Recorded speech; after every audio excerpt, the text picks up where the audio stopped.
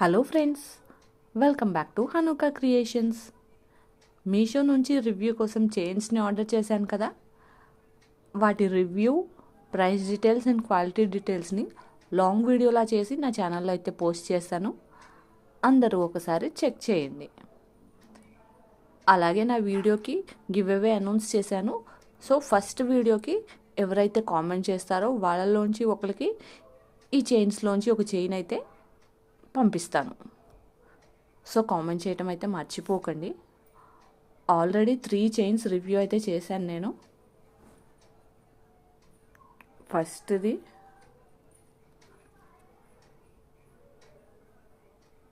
ఇది purple colour beads వచ్చింది.